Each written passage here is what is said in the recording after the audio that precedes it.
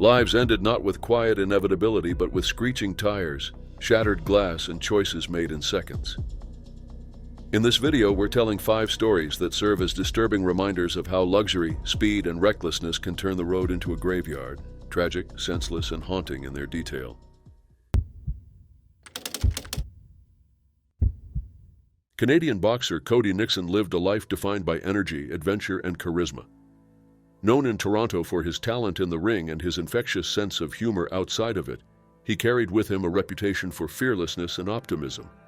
Friends described him as fun-loving, caring, and always eager to explore the world, qualities that made him both admired and deeply cherished.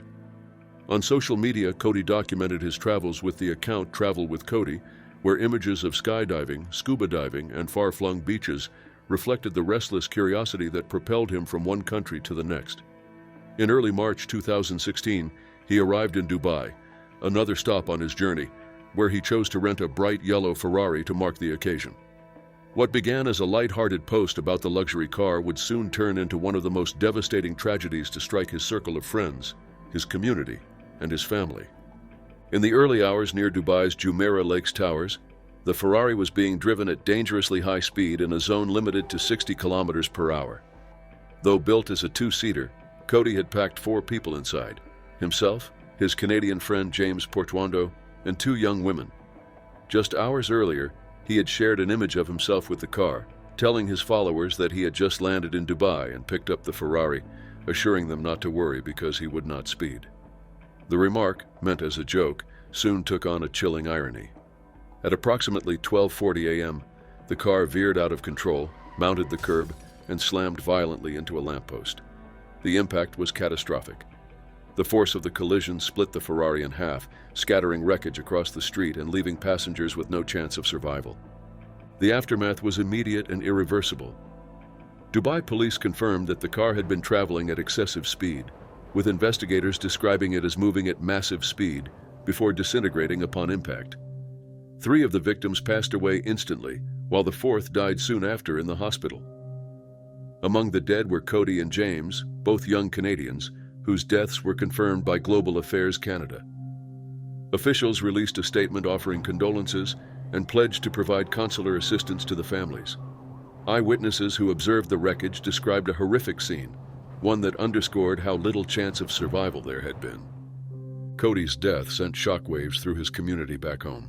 The Motor City Boxing Club in Oshawa, where he once trained and represented Ontario in the Canadian Boxing Championships in 2012, mourned the loss of a fighter remembered not only for his athletic ability, but also for the warmth he brought into the gym.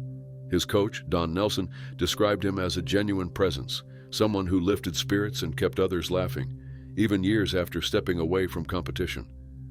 Friends, too, paid tribute on social media, recalling his humor, adventurous spirit, and the close bonds he formed. One friend who had known him for years said he was set to be the best man at an upcoming wedding, a role he would never fulfill. The tragedy also drew attention internationally, as details emerged about the other victims.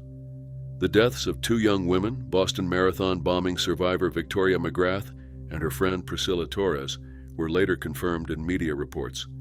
McGrath, who had survived one act of violence only to be killed in another sudden catastrophe, was remembered by her family as loved and deeply mourned. For those left behind, the accident stood as a stark reminder of the lethal consequences of speed and recklessness, even in cars designed for performance. 4 young lives, each carrying stories of resilience, promise, and adventure, were lost in an instant. The wreck of the yellow Ferrari, torn in half on a Dubai street, became a symbol of both the fragility of life and the devastating cost of choices made in moments of recklessness. Dr. Omar Awan was a respected anesthesiologist, a devoted husband, and the father of 5 children. A warm and funny man, he was regarded as the backbone of his household, a man whose steady presence brought stability and joy. In family videos, he can be seen laughing, celebrating birthdays, and traveling abroad with his wife and children. Those close to him recall his constant smile and light-hearted jokes, memories that now stand in painful contrast to the sudden and devastating way his life came to an end on February 24, 2019. That month, while driving his 2016 Tesla Model S along South Flamingo Road in Broward County, Florida, Omar lost control of the luxury sedan. Investigators determined he was traveling at nearly 80 miles per hour when the car veered off course and struck a palm tree with devastating force. Despite the violence of the impact, he survived the crash itself. According to the medical examiner, there were no fatal internal injuries or broken bones. Yet what followed in the next few moments sealed his fate. The vehicle's high-voltage battery ignited, and within seconds the cabin was engulfed in thick, black smoke and flames. Passers-by rushed to help, but the Tesla's distinctive retractable door handles remained flush against the car's body. Designed to enhance aerodynamics and aesthetics, these electronic handles were meant to automatically extend in the event of a collision. On this night, they failed to deploy. Witnesses tried frantically to find a way inside, but without a handle to grip, and with the fire spreading rapidly, their efforts were in vain. A Davie police officer who witnessed the crash reached the burning car almost immediately. According to his report, he and others attempted to open the doors but could not find a way in. They tried to smash a window, but the growing inferno forced them back. By the time firefighters arrived, the blaze was too intense.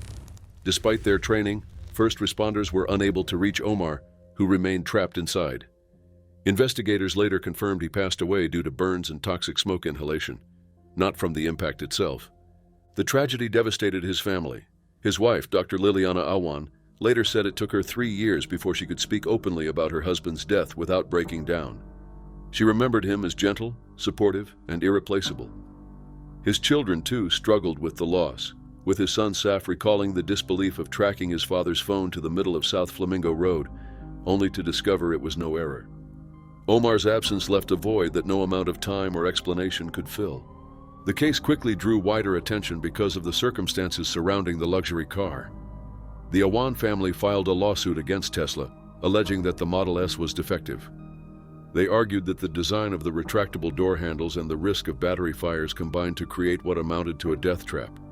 Their attorney described the incident as a bizarre tragedy, one that was preventable had the doors functioned properly.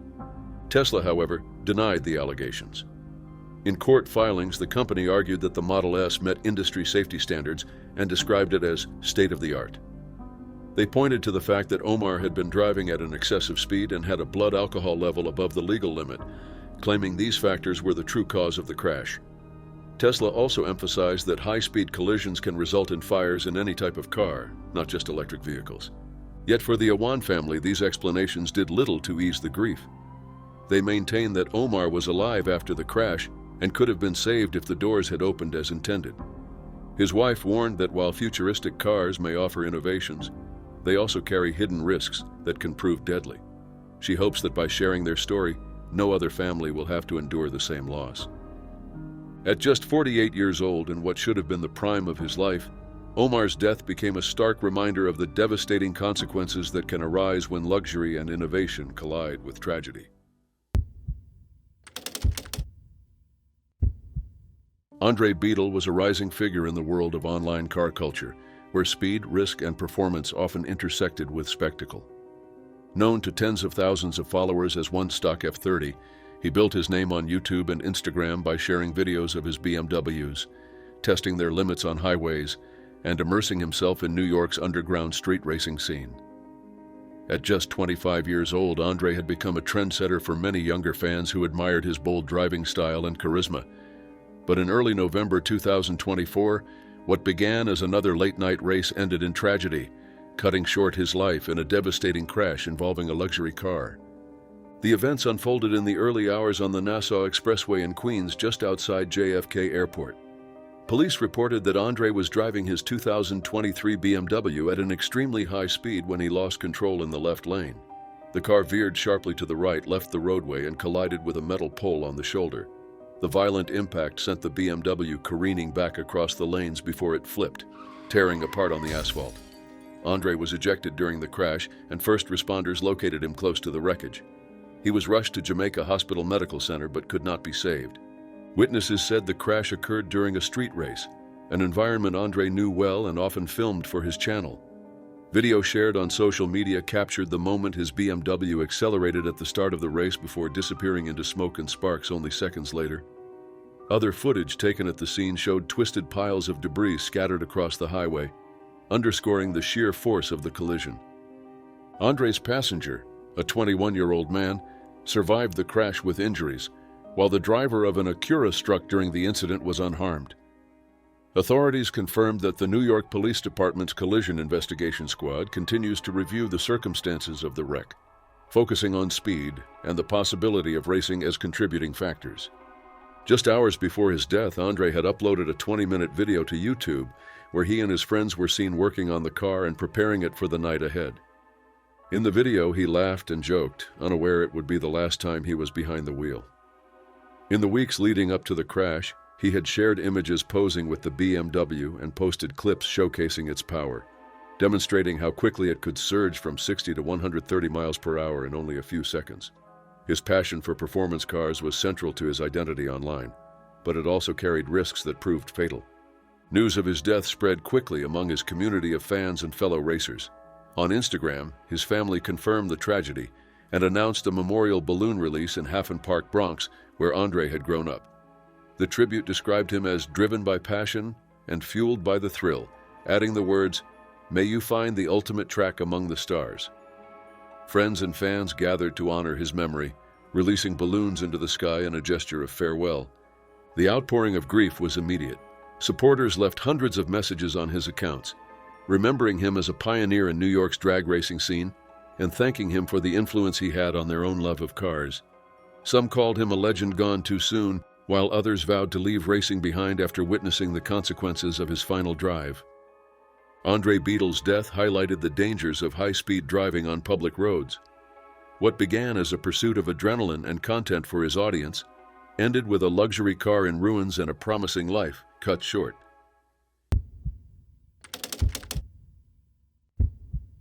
Jake McLean was well known within the world of British reality television circles.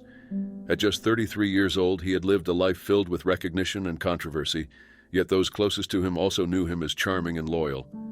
In July 2022, during a trip to Turkey with his on-off girlfriend, Yasmin Okalo, his life ended suddenly in a crash that highlighted both the allure and the danger of luxury cars. In the early hours of July 3, 2022, Jake was behind the wheel of a blue Mercedes E-Class saloon, a mid-size luxury car praised for its premium safety systems and refined engineering. He and Yasmin were traveling along a mountainous road that wound between the city of Bodrum and the resort town of Yalikavak. At approximately 4:30 a.m., while navigating a sharp left-hand bend, the car veered out of control. In seconds, the vehicle broke through the roadside barrier, plunged more than 70 feet over the edge, and came to rest upside down in a ravine nearly 30 feet below. The impact was catastrophic. Jake did not survive the crash. His cause of death was later recorded as traumatic head injuries sustained when the car hit the ground. Yasmin, who had been asleep in the passenger seat when the crash began, awoke to find herself trapped in the overturned vehicle. Her right arm was pinned behind her back, caught beneath the crushed roof of the car. Smoke and silence surrounded her as she realized Jake was unresponsive. Desperate to escape, she made the harrowing decision to deliberately break her own arm to free herself, tearing through an artery and a nerve in the process. Despite the agony and disorientation, Yasmin managed to crawl through thick, thorny bushes in the darkness, badly injured, until she reached the roadside and signaled for help. A passing motorist raised the alarm and she was rushed to Akabadem Hospital in Bodrum, where medics described her survival as a miracle. Her injuries were severe, requiring urgent treatment and leaving her with permanent scarring and the possibility of long-term impairment of her arm. In the weeks that followed, more details emerged. An inquest later revealed that Jake had been driving under the influence at the time of the crash, with nearly 3 times the legal alcohol limit in his system as well as traces of an illegal substance. Coroner Dr. Shirley Radcliffe concluded that the combination of intoxication and the dangerous mountain road had directly contributed to the collision. For his family, the revelations were devastating, particularly for his mother, Anita Walsh, who struggled to accept the circumstances surrounding her son's final moments.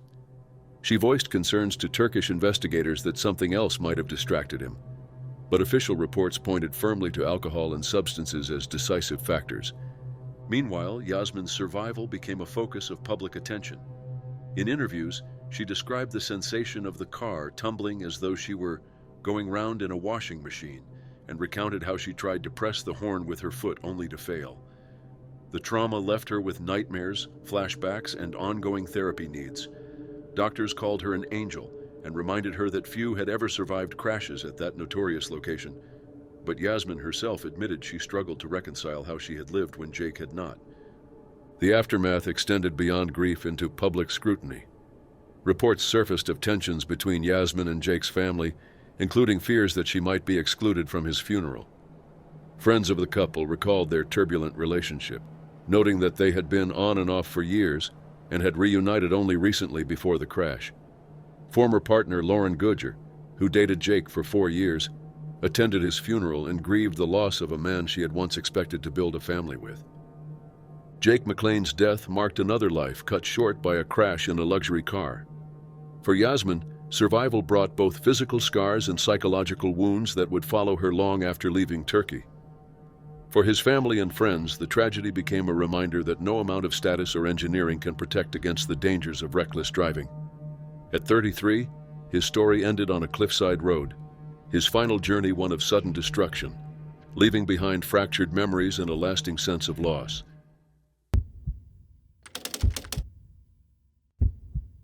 J. Gerald Smith was a man who cherished family, travel, and the simple rhythm of everyday life.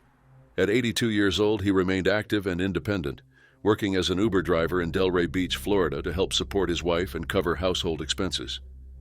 Friends and relatives recalled his road trips to Canada, his photographs at Lake Ontario, and the laughter that filled their time together. But in September 2016, Gerald's life ended in a devastating crash that underscored the consequences of reckless driving in luxury cars. On the afternoon of September 21, 2016, Gerald was behind the wheel of his silver Buick Enclave, heading home where his wife, Eloise, was waiting with dinner prepared. As he pulled out from a stop sign near Northeast 1st Street, his sport utility vehicle, SUV, was struck with immense force by a mustard yellow Lamborghini.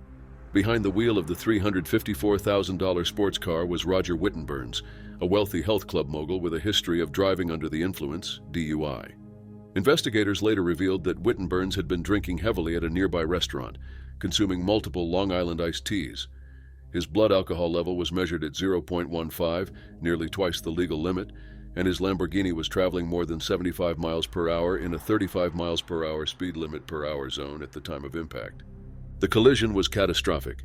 Gerald's SUV was struck by the speeding Lamborghini, and emergency responders rushed him to Delray Medical Center. Despite their efforts, he passed away shortly after arrival. Wittenburn survived the crash but was injured, while his girlfriend, who had been driving separately in a yellow Porsche, left the scene. For Gerald's family, the loss was immeasurable. His children wrote that they missed his voice, his joy, and the safety they once felt. The crash left them not only grieving but also fearful, every intersection a reminder of what had been stolen from them. The fact that Gerald had been working in his 80s, driving for Uber to pay bills, only deepened their anguish, especially as some critics questioned his age rather than the actions of the man who killed him. In court, Wittenburns pleaded guilty to charges related to impaired driving. He admitted responsibility, stating that he should never have driven after drinking. Yet, despite the seriousness of the crime, his sentence drew controversy. Though initially facing prison, he was permitted to serve 2 years of house arrest at his $2 million Delray Beach estate, citing health issues, along with 10 years of probation. He was also ordered to pay $20,000 to Gerald's family. The legal aftermath did not end there. Gerald's widow, Eloise, reached settlements both with Uber's insurer, James River Insurance Company, and separately with Wittenburns. James River paid out its $1 million policy limit plus $250,000 more. Later, however, the insurer sued Eloise, claiming she breached their agreement by also accepting a settlement from Wittenburns. Her lawyers argued the company had been aware of the arrangement and had no grounds for legal action, describing the lawsuit as frivolous and cruelly reopening old wounds. The drawn-out litigation highlighted not only the devastation of the crash, but the painful aftermath that followed Gerald's death. For Eloise and the rest of the family, no settlement or ruling could replace the man who never returned home that night. Gerald Smith's death was not the result of age or chance. It was caused by the reckless actions of a man who chose to drink, speed, and drive a luxury car with disregard for the lives around him.